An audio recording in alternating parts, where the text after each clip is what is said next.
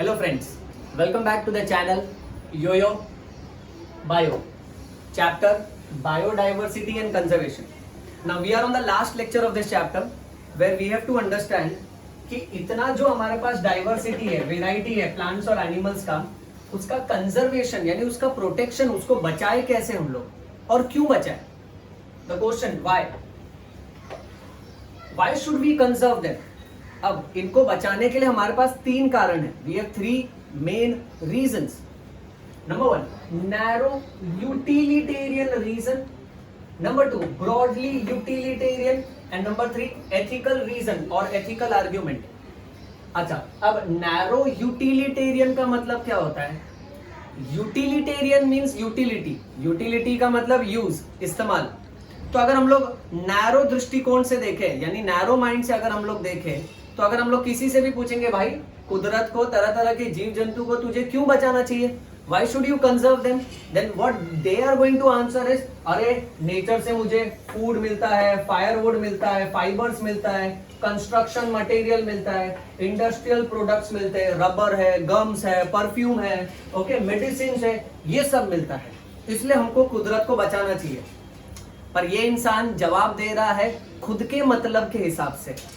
So here, if you see from a selfish point of view, okay, right? This is what is called as narrow utilitarian reason. अब इसमें दो MCQ याद रखो कि more than 25% of the medicines are prepared from plants. Second, more than 25,000 varieties of plants are used to give us traditional medicines.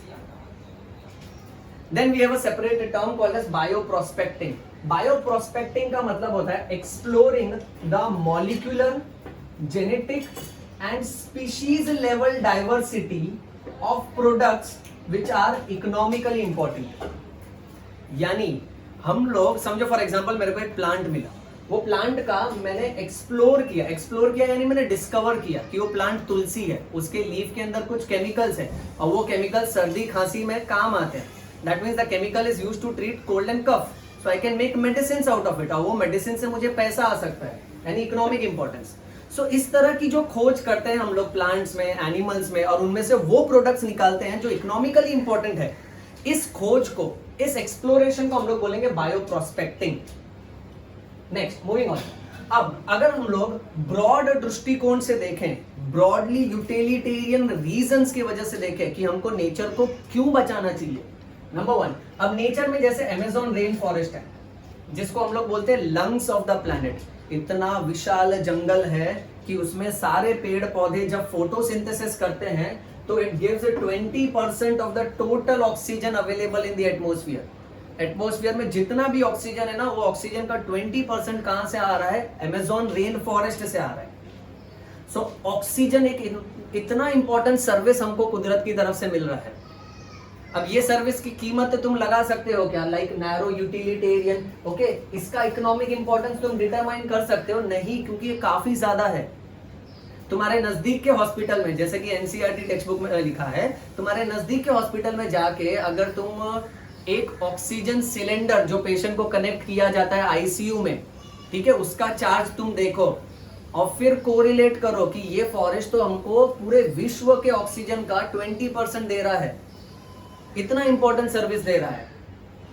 सो ये reason enough है कि हमको कुदरत को बचाना चाहिए.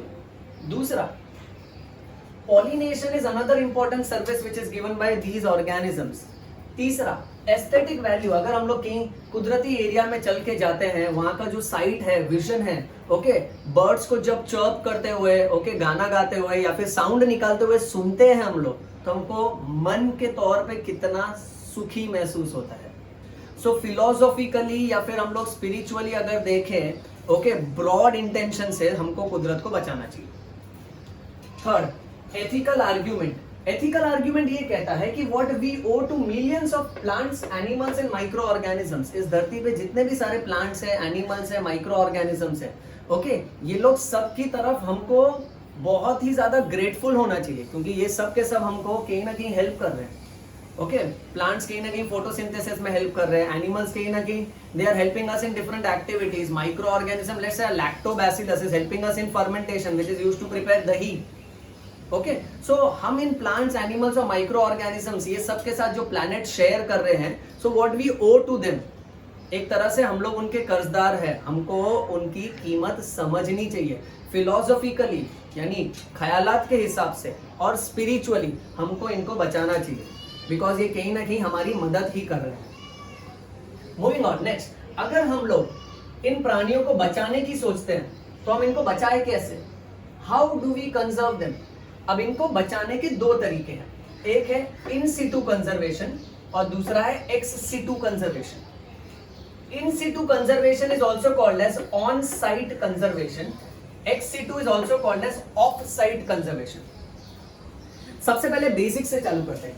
इन यानी अंदर और एक्स यानी एग्जिट यानी बाहर। तो अगर किसी जानवर को मैं उसके घर में ही रक्षा करता हूं, उसके घर में ही उसको प्रोटेक्ट करता हूं, तो उसको बोलेंगे इन सिटू कंजर्वेशन। अगर मुझे मालूम है कि एक जंगल में टाइगर कम है तो मैं टाइगर को बचाने के बदले वो जंगल को बचाऊंगा, क्योंकि वो जंगल बचा रहेगा तो टाइगर भी बचा रहेगा। और पूरे एरिया को मैं है ना रिजर्व जोन डिक्लेयर कर दूंगा कि वहां किसी भी तरह की मानवीय हरकतें यानी ह्यूमन एक्टिविटीज अलाउड नहीं है।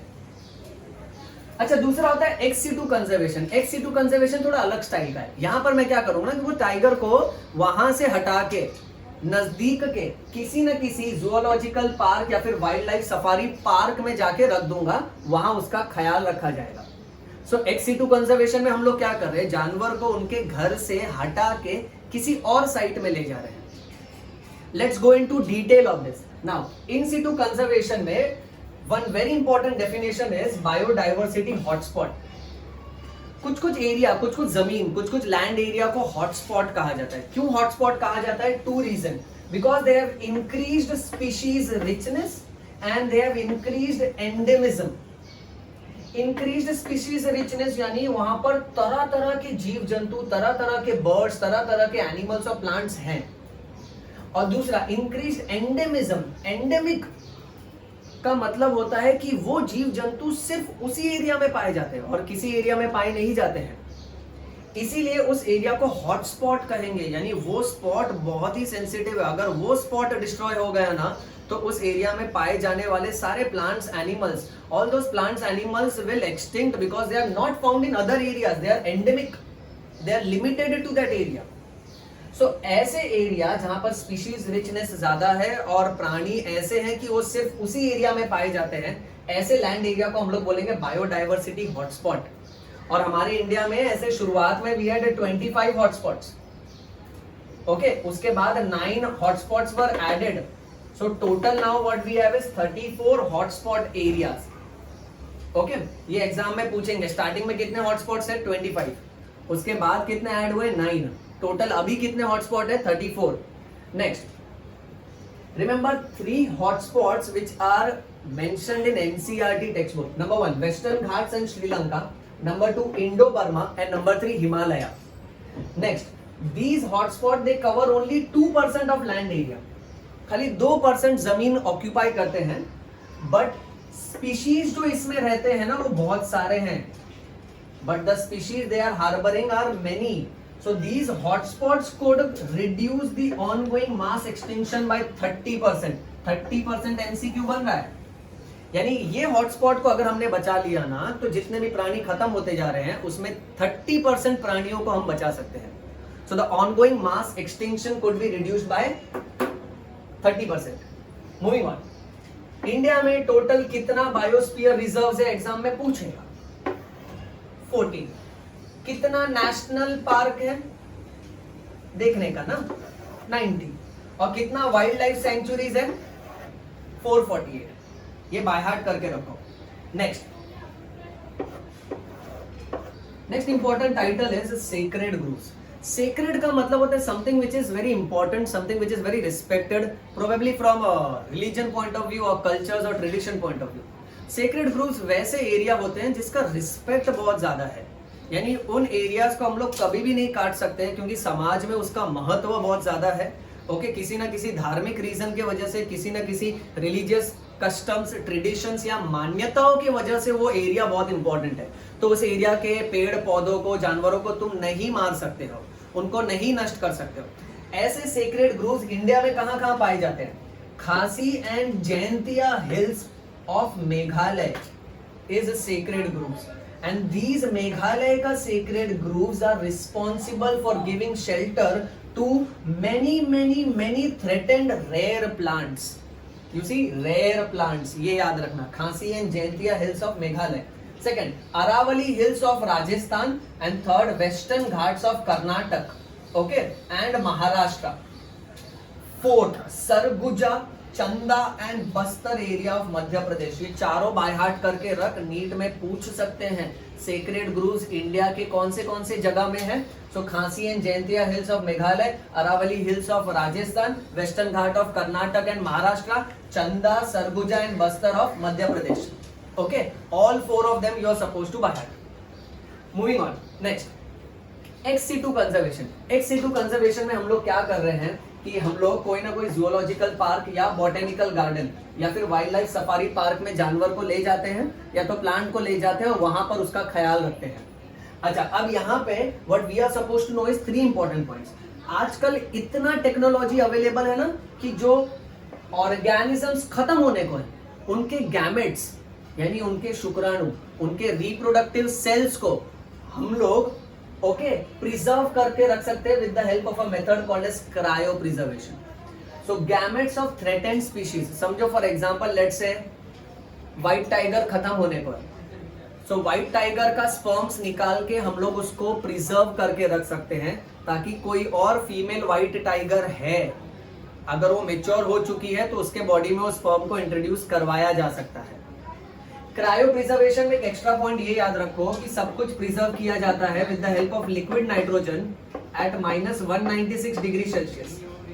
बहुत ही ठंड एरिया में इन गैमेट्स को है ना प्रिजर्व करके रखा जाता है. Second, eggs of certain organisms can be made to undergo in vitro fertilization. in vitro bio में 2 वर्ड्स पता होना चाहिए, एक in vivo, दूसरा in vitro. in vivo यानी शरीर के अंदर, inside the body, and in vivo मतलब outside the body. Now in vitro fertilization में हम लोग क्या करते हैं ना, स्पर्म लेते हैं और ओवम लेते हैं, उसको बाहर कंबाइन करते हैं. हम इंसानों में इसी मेथड को टेस्ट ट्यूब बेबी बोलते हैं. उसको बाहर कंबाइन करते हैं, फिर जब जाके वो जाइगोट और मास ऑफ सेल्स बन जाता है तब उसको निकाल के वापस से फीमेल ऑर्गेनिज्म के अंदर इम्प्लांट और फिक्स कर देते हैं. सो बहुत सारे जानवरों के एग्स यानी फीमेल सेल्स का हम लोग इन विट्रो फर्टिलाइजेशन कर सकते हैं. बहुत सारे प्लांट्स को कंजर्व करने के लिए हम लोग टिश्यू कल्चर मेथड्स एडॉप्ट कर सकते हैं. लास्ट, कमर्शियली इंपॉर्टेंट प्लांट्स, जो प्लांट्स से बहुत सारे पैसे वाले प्रोडक्ट्स आते हैं, ऐसे प्लांट्स के अलग अलग जेनेटिक स्ट्रेन यानी जेनेटिक वेराइटी को हम लोग सीड बैंक के फॉर्म में स्टोर कर सके. जैसे समझो राइस में बहुत सारा राइस है. Now I know this rice called as basmati rice, जिसके दाने बड़े बड़े होते हैं, फ्रेग्रेंस भी अच्छा है और उसका टेस्ट भी अच्छा है.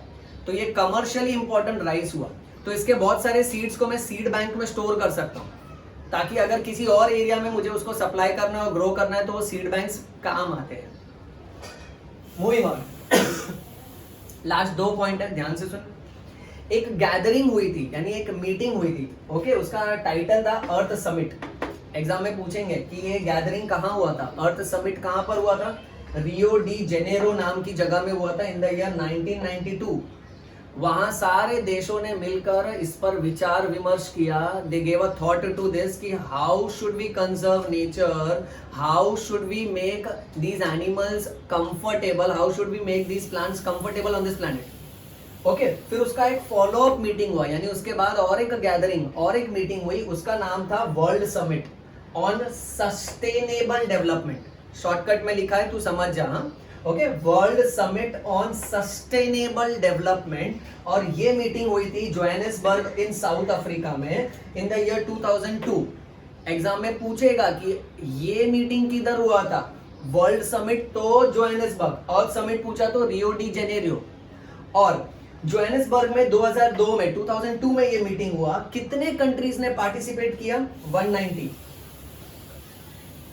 और ये कंट्रीज ने पार्टिसिपेट करने के बाद प्लेज किया, दे प्रॉमिस किया, ओके, ये लोग ने एक दूसरे से वादा किया कि हम लोग हमारे टारगेट को अचीव करेंगे बाय द ईयर 2010। अब ये सब एग्जाम में पूछेगा कि अर्थ समिट कहाँ हुआ था, कौन से साल में हुआ था, वर्ल्ड समिट कहाँ हुआ था, कौन से साल में हुआ था, कितना कंट्रीज पार्टिसिपेट किया और अपने टारगेट को कब तक अचीव करने के लिए प्रॉमिस किया। सो इसके लिए तू ये वीडियो को बार बार देख, अपने फ्रेंड्स के साथ भी शेयर कर, like comment and subscribe to this video. We are done with this chapter called as biodiversity and conservation. इस चैप्टर का हो गया स्वाहा। स्वाहा means finish. Not to forget read bio, bleed bio, yo yo bio. Thank you.